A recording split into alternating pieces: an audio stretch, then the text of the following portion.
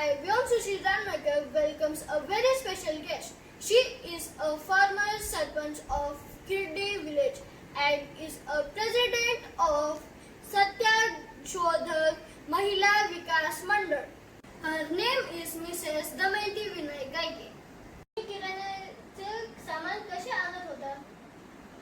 कापडी पिशवीत आणायचो, कागदाच्या पुढे असायच्या, त्या पिशवीत टाकून आणायचो आणि तेलासाठी काचेची बॉटल असायची आणि असं आम्ही घेऊन यायचो. तुम्ही भाजीपाला कशात आणत होते? कापडी पिशवीत आणायचो, धान्य पण कापडी पिशवीत आणायचो. म्हणजे तुम्ही प्लास्टिक बॅग अजिबातच वापरत नव्हते का? नाही, त्यावेळेस प्लास्टिकच्या बॅग नव्हत्याच. घरी तुम्ही सामान साठवण्यासाठी काय काय वापरायचे? पितळेचे डबे आणि हँडलियमचे डबे आणि तुम्ही घरी सामान साठवण्यासाठी काय काय वापरायचे?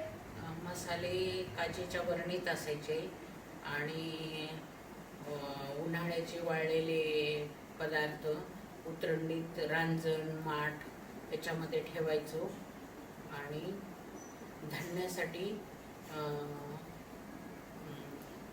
कणिंग असायची, त्याच्यात धान्य साठवलं जायचं वर्षभराचं. काय विचारायचं मला? तुम्ही घरात धान्य साठवण्यासाठी काय काय वापरायचे? कणगी वापरायचो. कणगी म्हणजे काय? तुम्ही घरात धान्य साठवण्यासाठी काय काय वापरायचे?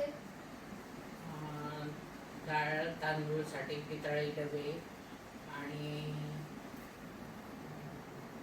मसाल्यासाठी काचेच्या बरण्या असायच्या आणि लोणच्यासाठी चिनी मातीची बरणी असायची आणि वाळवलेले पदार्थ त्याच्यासाठी रांजण माठ ते एकावर एक ठेवल्यावर त्याला उतरंड असं म्हणतात. तुम्ही धान्य साठवण्यासाठी काय काय वापरायचे? कणगी वापरायचो. कणगी म्हणजे काय? कणगी म्हणजे पळाटीपासून ती बनवलेली असायची, त्याच्यात वर्षाचं धान्य साठवलं जायचं, तो उपयोग होता. तुम्ही धान्य कशामध्ये साठवायचे? कणगीमध्ये साठवायचे. हे कणगी म्हणजे काय? ती कापसाचं ओलं झाड त्यापासून तयार करायचे. आपण ज्याच्यात भाकरी ठेवतो ते टोपलं बांबूचं असतं, हे पळाटीचे असते. पळाटीपासूनच कणिंग तयार होते. ते पळाटी म्हणजे काय? कापसाचं ओलं झाड. तुमच्या वापरायचे कपडे कशाने बनलेले असायचे? सुती कापसापासून कॉटन पासून बनलेले असायचे आणि हिवाळ्याचे लोकरीपासून बनलेले असायचे. तुमचे लहानपणीचे खेळणे कशापासून बनलेले असायचे?